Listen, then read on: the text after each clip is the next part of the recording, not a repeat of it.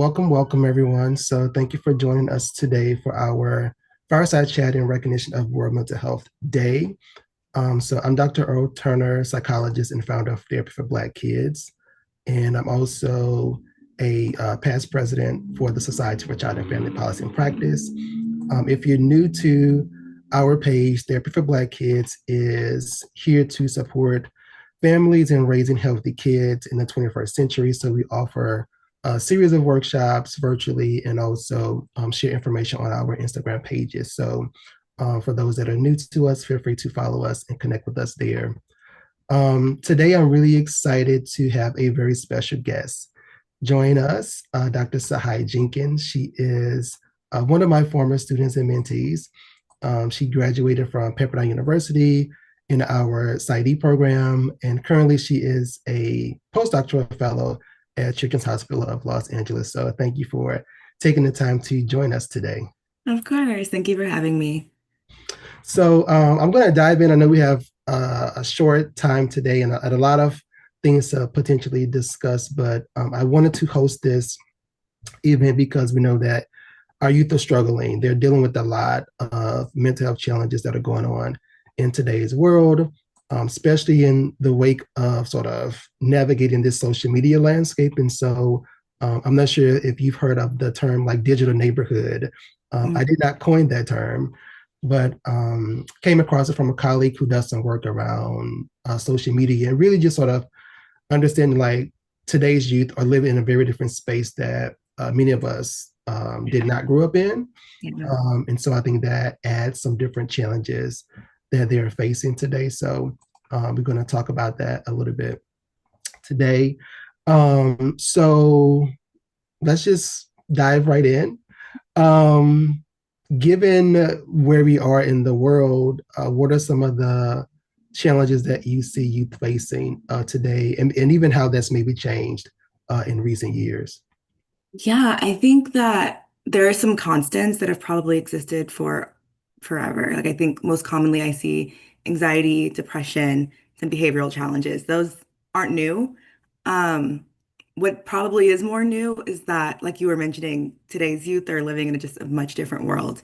And with social media, something that comes up a lot in my work is this comparison piece where they see very curated examples of other people and then start thinking of their own lives and how it doesn't reflect what they're seeing online. And that leads to a lot of just negative um, talk about their own situations. And then I also think that because their brains are still actively developing, being in that space is probably not the best. Being in that constant state of comparison is probably not the best. And so I think social media is what has really shifted the way these things come up a little bit, but in terms of the actual like diagnoses that are coming up, I feel like it's been the same thing. I think it's just very hard to be a child or be an adolescent. And so we see lots of mood and behavior challenges. Yeah, absolutely. And I think the other thing that I've seen too is um, the ways that depression and suicide have increased in Hmm. the Black community, especially among Black boys. And just sort of looking at some of the research on that, for me, one of the things that I've seen is a lot of data connecting increases in racial discrimination, and that is impacting mental health among Black youth and especially Black boys. And so we're seeing like, I think some of the data that I came across, like Black boys are like 3 times more likely to die by suicide compared to their white counterparts. And so we know there's a lot of issues in terms of that and just like some of the dynamics in society that are Hmm. going on that are impacting um, certain communities differently, especially when it comes to youth. And so I think a lot of my conversation that I have with parents around like how do we support Black boys and like being more aware of their emotions and then communicating that. I know that um, social media has helped us to have more conversations around mental health, especially as it relates to men. But I still feel like there is this like level of masculinity that sometimes prevents boys from like talking about their feelings Yeah. because you can be teased, you're too soft and those types of things that can come up in conversation. So I think that also contributes to how we see some of these, pressing challenges impacting Black youth in particular, as well. And then I touched on like the social media pieces when we got on that. I think the social comparison that you sort of pointed out, we also see that social media can have this like negative impact in terms of youth, depending on how much time they spend on it and the type of content that they Yeah. are consuming as well. And so I know, I think like last year there was some data that came out around like Black girls and like body image concerns. So I think like that social comparison piece that you touched on can also be a challenge where like youth are seeing these like curated pages or they're following celebrities that are talking about Hmm. this, I don't know, the teas or whatever that comes up. And so I think that also impacts youth as well. And they can't decipher like what are some of these things that are healthy for them from a Yeah. mental perspective, and then what are the things that has these longer lasting impacts on them emotionally as well.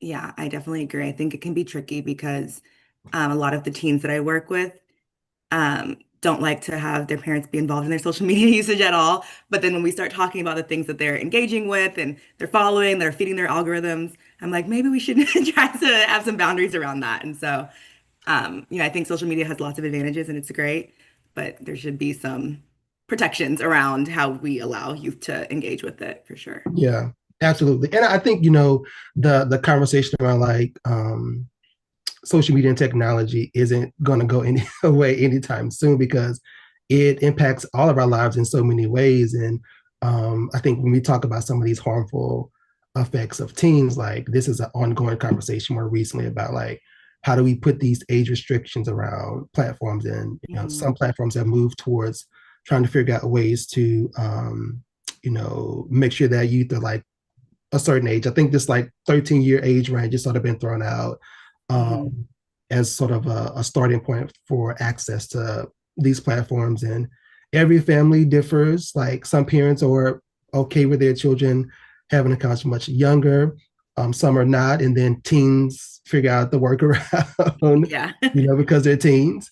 But I think I looked at some data on this. And so what is noticed like about 6 in 10 youth say that they use like TikTok and Instagram, and about 1 in 10 say they use it constantly. So constantly, I mean, who knows? That's like waking up in the morning, getting on before school, sneaking throughout the day. Who knows? But that I think it's also addictive. Like you get into Hmm. this pattern where like you use it so much, it's hard to like put it down.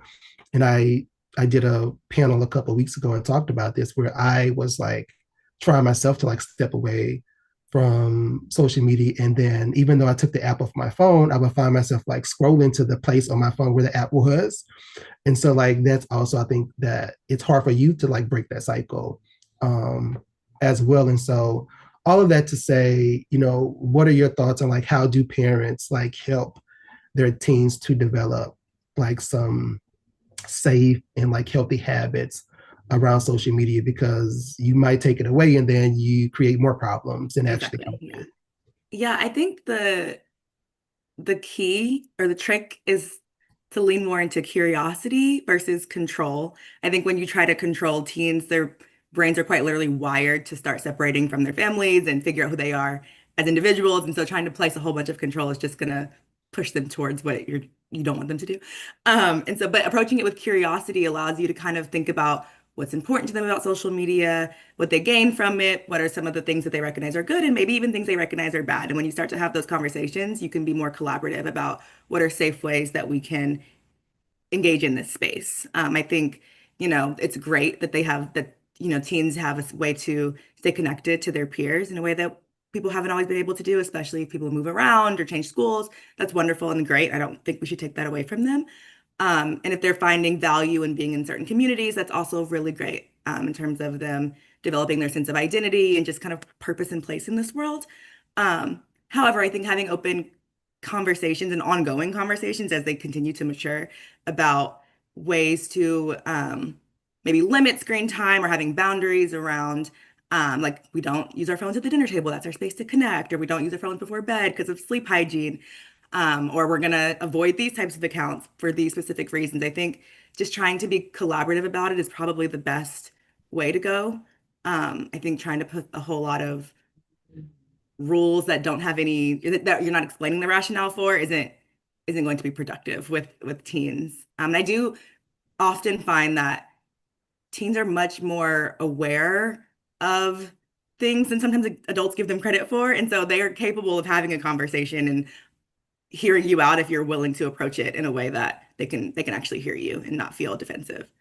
Yeah, absolutely. Yeah, actually, for those that are on the Zoom, I'm going to post this link in the chat to a blog that I wrote, I think a year ago.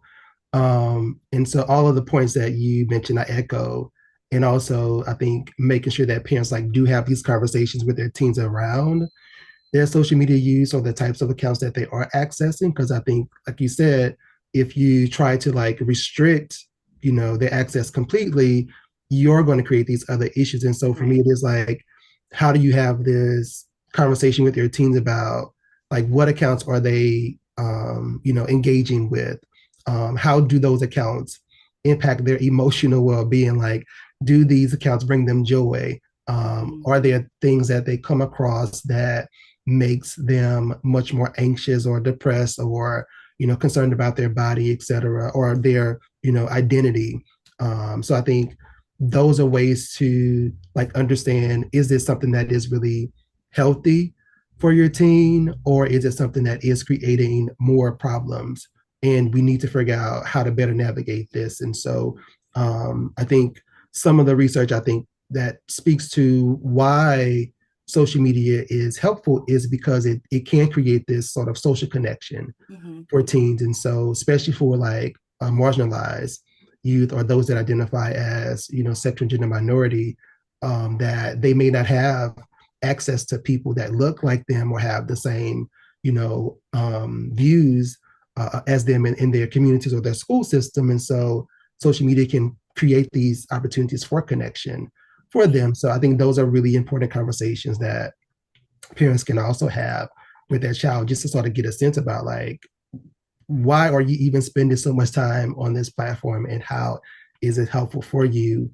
in many different ways? Because there was a video circulating where I think a parent like took the phone away, and the kid like completely destroyed their homes. And I remember some time ago, LA County was restricting access to like cell phones during the day in schools. And so I did an interview, and it was like, well, I can understand how that is important because it may help kids like focus more in the classroom. And obviously, like, you don't want them on their phones when they're supposed to be learning. But at the same time, how much does that create an additional problem for the child, especially if they have gotten to this space where they've been on it so long that it is hard to like put it away. And so Right. now, even though the phone is locked away somewhere in a locker or wherever, like your mind is distracted, Yeah, it's still thinking a huge about like, what am distraction. I missing? Yeah. Yeah. And so you're still not paying attention in the classroom. So I think we're in like a really tricky space right now in terms of like, how do we support teens with using these platforms in sort of a healthy way, because Mhm. it has played such a huge role in terms of our everyday lives right now. Yeah, I remember I'm thinking of someone that I worked with in the past who, in order to demonstrate the sensitivity of the algorithm, we opened up TikTok together and looked at something harmless like bunny rabbits or something and watched like two videos. And then I was like, okay, now refresh your For You page. And it was nothing but bunny rabbits. And so I was like Mm, using that to highlight, even if you're just kind of barely interacting with certain topics, the algorithm is designed to just feed it to you because it thinks that's what you like. And so you have to be really careful about the types of things you interact with. And so I think, like I was mentioning, just taking a approach that's collaborative and gets the teens involved in understanding why things can be harmful and why you need to have some boundaries around it, um, seems to be very effective. yeah, absolutely. So another topic I want to sort of talk about is just some of the general pressures that teens are dealing with in the world. And so, how do you see like social pressures with like school academic performance? For teens that are in like college and high school, pressures around like potentially going to college, or this expectation that you should go to college, and just sort of general peer sort of relational things that come up. Like, how do these affect the well-being of youth? Yeah, the teen brain, like I mentioned, is wired to start figuring out its place in the world because at some point you're going to separate from your parents. And at the same time, as humans, we are wired to need community and social supports. We're not meant to really be super alone. And so it's really interesting to be a teenager because you're trying to figure out who you are and try to figure out how you fit in. And when there's all of these different examples of ways things could be or in their minds should be, it gets hard. And so something that I've noticed is, for example, like you were mentioning, the high schoolers who have ideas of what they might want to do that don't necessarily require college, but from other sides, they're just hearing they absolutely have to go to college, and now they're feeling really upset and confused about their future or their abilities instead of leaning into what their strengths are and going to do something that actually interests them. I think also there's, a lot of pressure to um, perform academically well from parents or from teachers. And then also, like we were mentioning with social media, there's just a lot of pressure to be a very perfectly curated version of yourself, which it's not possible to do that 100% of the time. And so with that comes just a lot of stress and a lot of anxiety about how my clients are presenting to others and lots of concerns about, if I wear this, or if I say this, or if I do this, how are people going to perceive me? Um, it's easy as an adult to be like, oh, who cares? But developmentally for teens, they're wired to care. You can't not care. And so I think, trying to really foster strong senses of self and an understanding of what their values are and like helping them lean into that to develop who they're going to be as adults is really important during this period. Yeah. No, one of the things that came up for me when you were saying all of that was around this idea that, kids or teens don't have things to worry or stress about. And I think like as an adult, like we can even look back on our own childhood and maybe see situations where we were like having a hard time with Hmm. things and maybe we didn't even verbalize this to our parents or adults. And so I think like it's sort of a weird space to like know like you've been through situations as a kid that stress you out and bother you, but like as a parent, sometimes it's like, well, those are little things that Right. kids you get over it, etc. But like as a kid and as a teen, like you're in the moment, It's you really want to fit distressing. in. Yeah. You feel that pressure, from others to, perform or to be a certain way. And so it is hard to like live in a world where like you're experiencing these situations and then you're getting told by adults or people that care about you that hey, it's not a big deal, when in reality for you like it is a big deal because it's like it's your whole world at Right. that particular moment. So I think one of the things that I've talked with parents about sometimes is trying to really like understand like yes, kids do struggle, and while it may seem like a small thing to you, it's a big thing to them. And sometimes to also reflect back on your own experiences, and sometimes that takes that vulnerability because I think as a parent you want the best for your child and you don't want to like share certain things that maybe you've been through yourself. Hmm. But I think that sharing those things are actually helpful for Yeah. your child because it's another way to like connect with their parent to Hmm. say like, oh, you've had something that you struggle with as well, and this is how you maybe sort of got through that. It's like those like I don't know, like those PBS type of moments, like maybe like you see on TV depicted all the time where you're sitting out having this conversation with your child. But I do think that it is helpful to like have those moments where you can talk with your child about these things because it does mean a lot and it does help them to see that you can understand their perspectives because a lot of times when they do share things with the parents don't take their perspective. They may listen They to might hear them, but them. to like sit in that and say like, okay, I see what you're going through. I see how this is hard for you. That doesn't always happen. So I think that's something that I've worked with a lot with some of my families is trying to make sure that parents can like share with the child, like, okay, I can see where you're coming from, and then how can I support you? Because I think Hmm. the other thing that sometimes happens, especially for teens, is parents want to be, and I hate to use like the word like over controlled, but they can step in to like help so often that now it almost sets the child up for failure because now they Right. haven't learned how to navigate struggles and difficulties. And so that's the other piece about like how do we teach teens or even kids to learn to navigate difficult experiences, because life isn't perfect. And so there are going to be times where you have to problem solve. And Right. so that's a skill that you have to learn. And I think that sometimes for some parents who are so involved in the child's life that now when they do get older, they have problems figuring things out for themselves because they haven't had to do that all of their life. And so that's something that I also really like to talk with parents about it, in terms of like, how do you like be present with your child and also support them, but give them a little bit of space to like learn how to figure things out on their own. Yeah. I also think as you were saying that, I was reminded of other things I've talked with parents about. And something that has come up a few times is just exploring where this pressure is coming from the parent side. Because sometimes I think also the parents are giving into social pressures. Like they've got a friend whose kid is, the best basketball player and makes the best grades and is the best at all of these things. And then they put that on their child, and their child has no desire to play basketball or to like whatever. And so I think sometimes it's helpful to really explore from the parent's perspective where the pressures are coming from, and if it's something that is genuinely you want this for your child because it's in their best interest, or if it just sounds good because all of your friends have their kids doing this thing. And I think once we're able to look at that a little bit, that typically helps parents say, okay, you're right. Like I can maybe back off on this a little bit because they don't seem passionate about it, or this doesn't seem like this is just one of their, genuine interests, and maybe we can put this energy into something that they actually are interested in instead. Yeah, absolutely.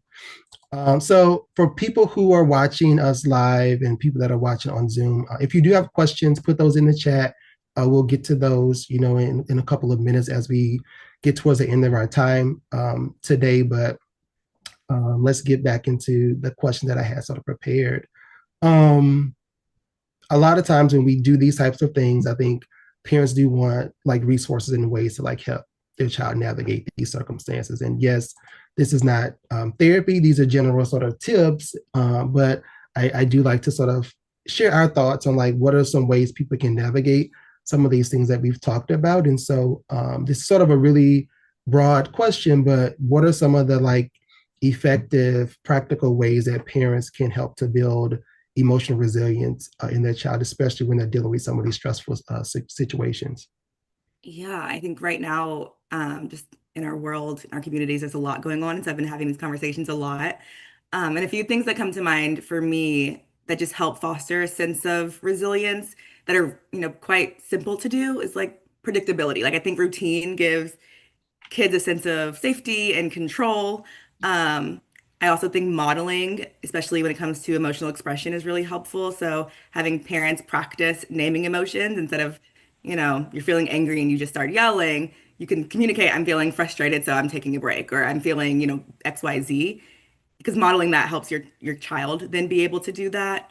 Um, Also, on a problem solving lens, I think trying to encourage kids to be more involved in their problem solving, similarly to what we were talking about with the social media, like just being collaborative, getting your child involved in the process of problem solving allows them to learn the skills for how to problem solve. And I think the biggest thing, honestly, is just having a sense of connection. I think the world is tough. There's a lot going on in the world. Um, and having a safe space at home or having, safe spaces with your friends or with your coaches or whoever is just your safe space is really almost paramount in order to build resilience. So that you've got support and you've got people in your corner and you're not actually doing things alone and having to kind of just tough it out by yourself. Absolutely, yeah. And one thing I've talked a lot about over the last couple of years when we talk about resilience is that kids are not automatically resilient. I think there's this like myth about like because children are young that they're able to like overcome these things and sort of be We'll okay bounce back. as an adult, right? Yeah. Exactly. And that partially true. I think yes, because they're young, there's a lot of life that they have to live, and then they could sort of deal with those situations a little bit differently and like think about it in hindsight about what happened in the situation, how they could have responded differently, but also recognizing like resilience does take action. So all of the things that you sort of pointed out, like having this one person that they can sort of go to and feel comfortable being vulnerable and opening up about what they're experiencing is really important. And there's a lot of research that talks about just having one like person that you can sort of talk with about these things can be helpful as opposed to not, discussing those things that Mhm. that you may be going through or dealing with. So that's definitely important. The other thing that I talk a lot about, and I know in the world that we're in right now, this idea about self care, I think, has been overused a lot in terms of like what it actually is. Yeah. And so for me, I think this idea of like having kids create this self-care routine is also important. And so what are the things that you can do every day to help you sort of, deal with these emotions that you're dealing with? So like you talked about routines, like creating that structure is important, especially when there's a lot of chaos going on around you. Like just having some sense of normalcy Hmm. can help you to navigate some of these experiences on an emotional level, as well.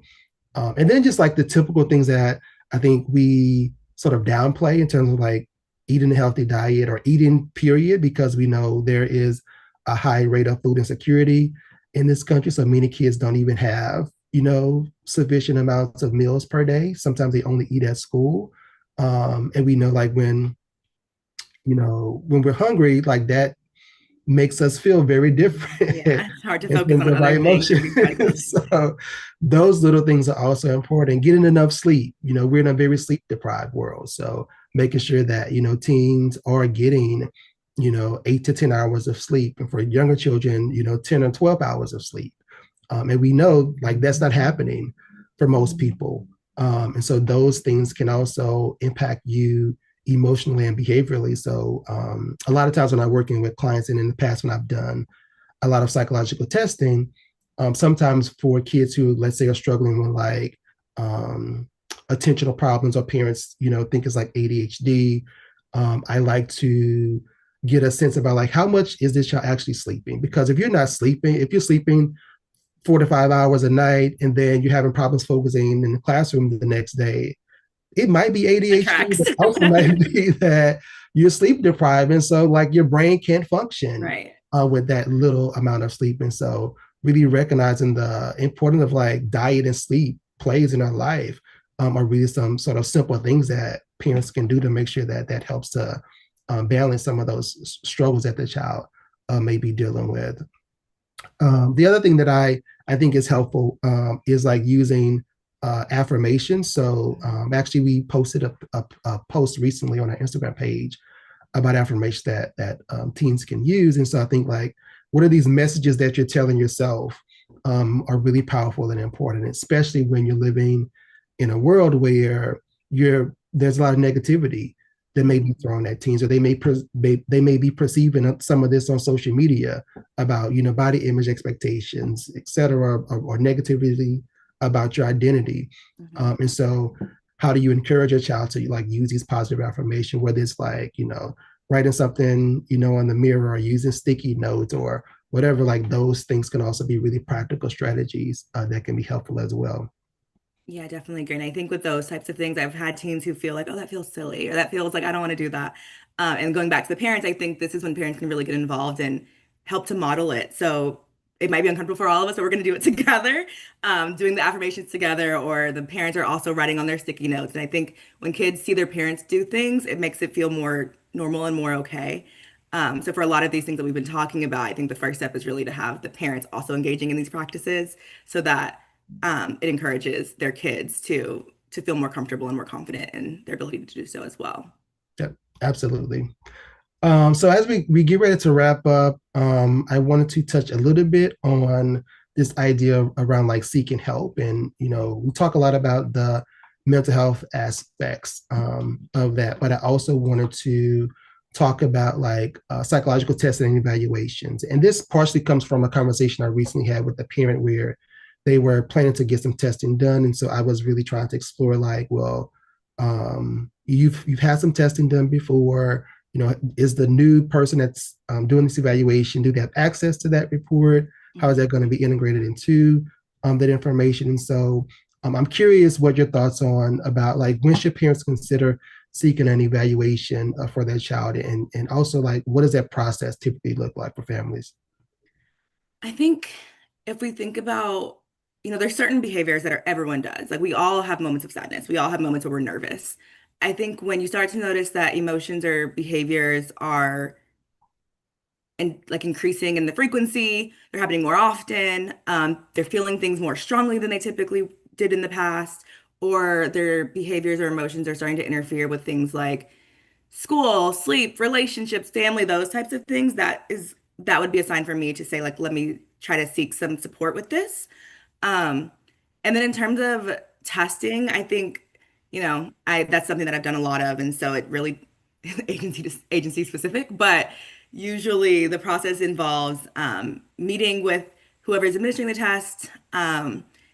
Hopefully there's an interview that takes place or should be, so the administrator is meeting with the family, getting a sense of what's going on, getting all that background information, getting different records from school, medical teams if necessary, and then coming up with a plan together to answer the questions that the parents have. So it really should be parent led in terms of what are your concerns, what are the things that you're seeing, and what types of questions are you hoping to get answered by this.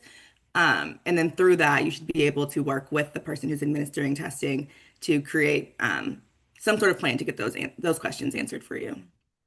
Yeah, absolutely. So and I realize like that's a very um broad question because the process does look differently depending on like what is the purpose of this testing. I think, the conversation that I have sometimes with parents is this like a screener to figure out if there needs to be more in-depth testing, or is this actually doing a full thorough like psychological evaluation, which could take several hours, potentially over the course of several days. Wow, yeah. Because I think I've been in situations where I've worked with a family who the kid has been diagnosed by a physician or pediatrician, and typically that is a screener Right. because they're not trained to do like a comprehensive psychological evaluation that would be conducted by like a psychologist.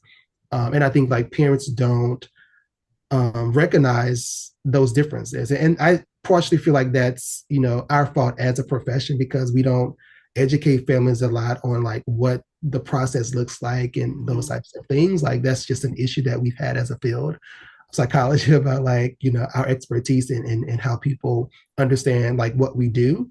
But I think like for medicine, there's so much weight that's placed on the work that a doctor does and the level of them prescribing medications, for example, to a child to maybe manage ADHD. Mhm. Like that is very different than what we would do in terms of like a psychological evaluation. So that is something that I talk a lot with parents about in terms of like all of the things that you mentioned, that if a child is experiencing difficulty, that doesn't mean that they have a diagnosis, but it doesn't hurt to at least meet with someone to say like, hey, could we do like a check-in to see like, hey, I'm concerned about these things for my child. And I think sometimes even in just that conversation that we could get some information from the family to say, well, yes, I can see why you're concerned about your child's mental health and well-being, but these are some typical things that a child might experience, or if they've had, some type of loss, for example, or they've had a breakup with a friend, or this person that they're attracted to, that yes, they're going to be sad. Yeah. That is sort of like typical for people to have those types of experiences. And so I think that is helpful for parents to like normalize some of Right. those things to say like, hey, yes, this is something that is difficult for the child. You want to be there to support them, but also this is something that we might expect for the child to be able to sort of experience. So really good points around this, like when do you make this decision around like seeking out some type of assessment or testing for your child. So I don't see any questions in the chat right now. So there were a couple of questions that were submitted to us. So we'll touch on those for a little bit before we close up. And also, for those that are looking for resources, you can definitely check out our website, therapyforblackkids.org. And also, I will post this link for those that are here on Zoom to go to Mental Health America has a page on their website that provides a lot of resources for families around issues that children and youth experience. So take a look at that as well, just to get some additional information for you. So if there are questions, feel free again to post those.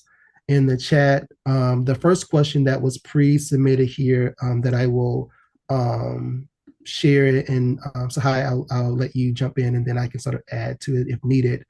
But a parent wanted to know, how do I know if a therapist is a good fit for my child? I think this is a common question that comes up a lot about, especially when it comes to like this idea around cultural competency. Yeah. I think that it can be really easy as you're scrolling through the long lists of providers in your area to, look at how many degrees they have, where they went to school, where they did their training, and all those things are great and very valid. I think the biggest piece, though, is the connection that the provider is able to make with your child. If your child's feeling comfortable, understood, heard, relatively relaxed in this new space called therapy, that's a good sign that it might be a good fit. Um, I also think as the parent or the caregiver, if you feel respected and informed in that space, and so it's not like the therapist or the psychologist is working with your child in isolation and not keeping you in the loop about what's going on, but they're involving you in the process, they're explaining what they're doing, they're inviting collaboration, they're asking to, consult with medical teams or their social worker or their physical therapist, whoever's involved in their lives or their school, they're asking to collaborate and really trying to get a whole picture of your child's life. I think that's usually a good sign. I think paying attention to how your child responds to the sessions or the types of things they talk about or the like body language that you're recognizing post session could be helpful to see if it's a good fit. And then also I think, looking at your therapist just areas of expertise. I think that there's a lot of therapists who are really great at certain things and maybe not so they don't have as much experience in other things, and that's totally fine. We all can't be experts in all of the things. And so if there's a very specific issue that your child is having, there's no harm in looking for someone who's got that very specific experience or who's trained in that very specific thing. And so as you're looking for a provider, you can ask questions like, what types of issues do you typically have experience treating? What does it really usually look like as you're treating this problem that my child's having? What can I expect to see as my child's working with you? And how do you include the parents in the therapy? Really being curious. There's no harm. We should be all encouraging families to be curious about the therapy that their child is going to be involved in as they're getting started. And if you're recognizing that it's just not a good fit, that's also okay. You're allowed to um, continue seeking someone who might be a better fit for your child's personality or their needs. Yeah, absolutely. Yeah, I agree with all of that that you said. The other pieces that I would add to it is for families to recognize that you can actually do a consultation. In most cases, I'll say. I think sometimes when you're seeking services through your insurance, that there may be some limitations around like the therapist would do that with you. But I always tell parents to try to reach out either by email or phone to say, hey, is there a way for me to maybe have a little bit of time with you to ask those questions that you sort of mentioned, to sort of check in around expertise in the types of clients that they've worked with before.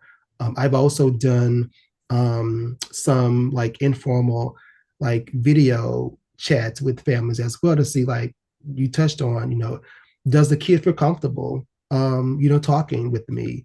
And so I think that as another opportunity for families to say like, hey, how does my child feel about this? Because sometimes it is where I've been with clients, and especially when I was doing in-person work, and the child would be like, I'm here because my parents made me come in. Common phrase. I don't think I need to be here, type of thing. And so I think like, having that opportunity for the child to like meet with the therapist to say like, hey, um, do they feel comfortable opening up and talking with them at a certain amount of time? And because that's important to that therapeutic relationship is helpful.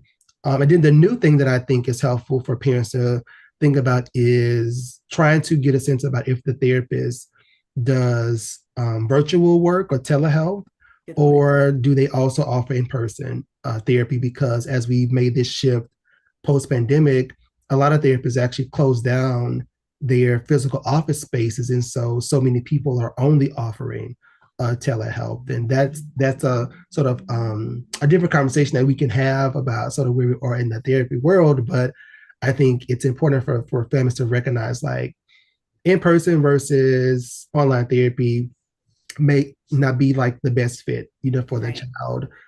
Depending on like the age of the child, I tell people that it can be really challenging to do telehealth with a child that's under the age of 10, because of just the nature of that work. And kids are going to have a hard time like sitting in front of the screen for 45 minutes to an hour.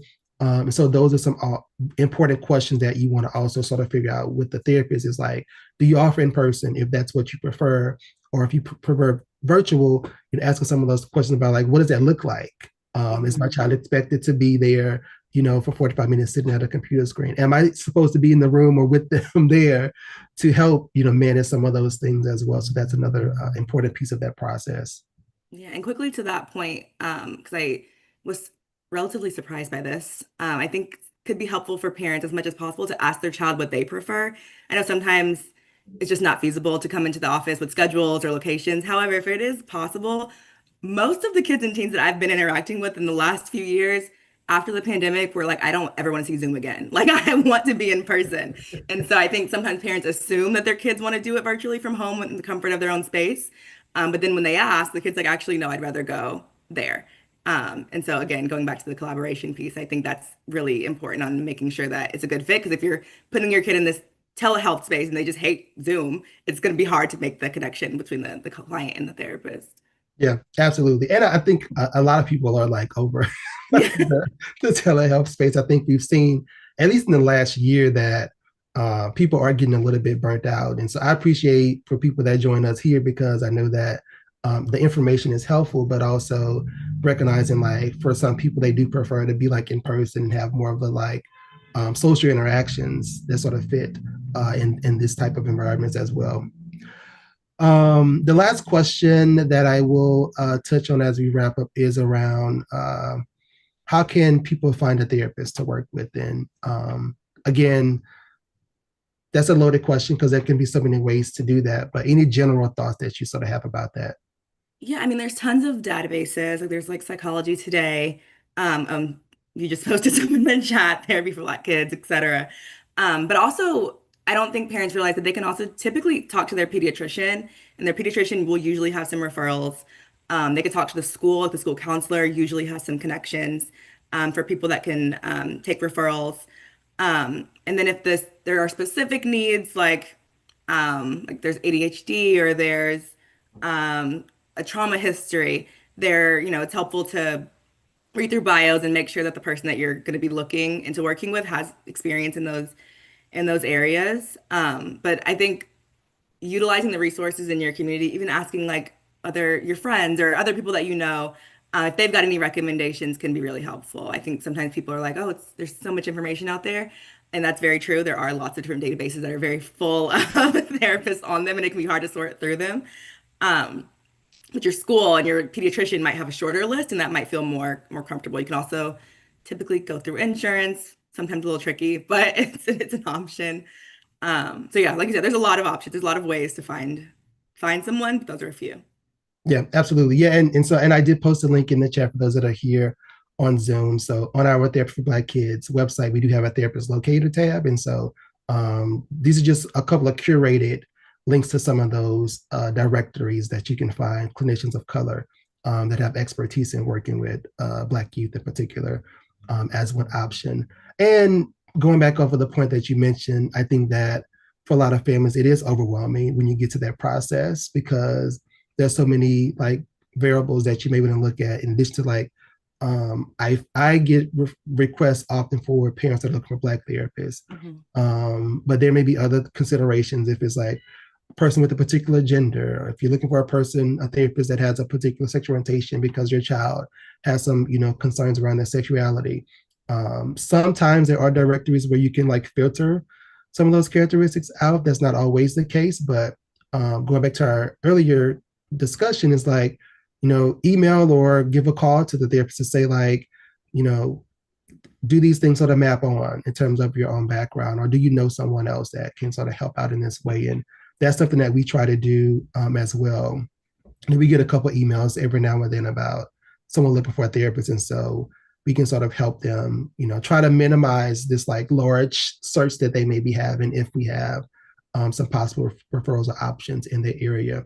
But definitely, insurance is a great option. Pediatricians are a great option, and obviously, like talking to friends a family, if they have experiences, they can also, give some ideas about like who might be a good person to work with as well. Yeah, exactly. Great. Well, thank you all for joining us today again. This was an opportunity for us to talk about some of the challenges that youth are facing in recognition of World Mental Health Day. Hope you all have a great rest of your weekend. Thank you so much. Bye. Take care.